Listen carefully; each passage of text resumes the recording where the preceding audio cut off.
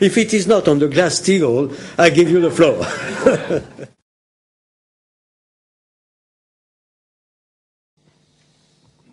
Trichet-Celani, EIR Strategic Alert Service. Mr. Trichet, allow me one remark and two questions.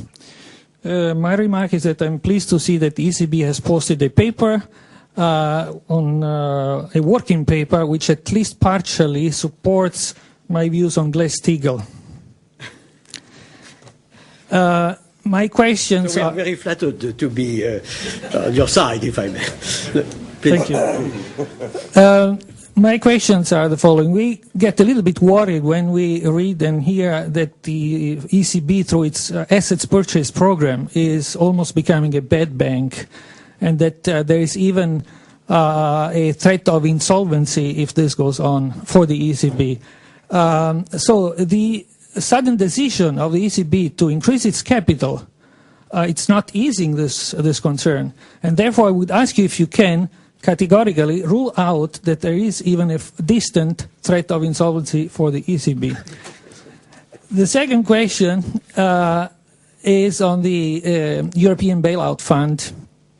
Now, if the EFSF is not expanded, and then the government do not take the burden of bailing out the banks, and this burden is left entirely to the ECB, then is this insolvency threat in this case becoming real? Thank you. Thank you very much indeed. I don't comment anymore on the Glass-Steagall Act. On the ECB, let me only say that the insolvency of the ECB question is an absurd question from our standpoint. Let me say that as regards the capital increase, we started with 5 billion, as you know, since 2000.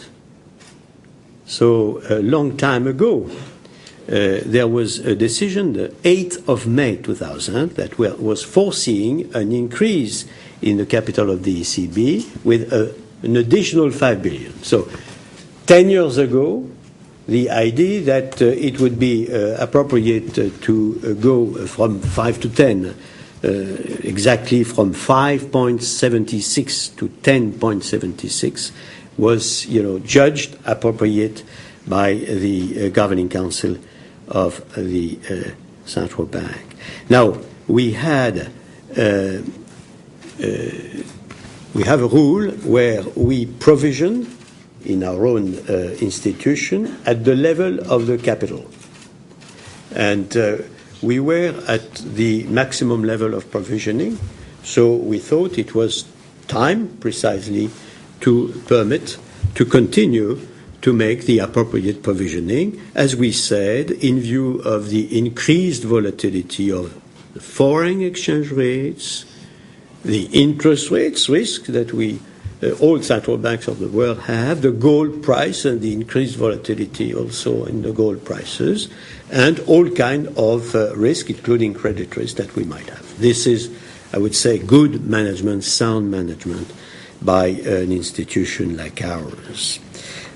On the EFSF, I already responded that our message had been and was improvement in quantity and in quality, namely in terms of flexibility of intervention of this fund. Thank you very much. Sir.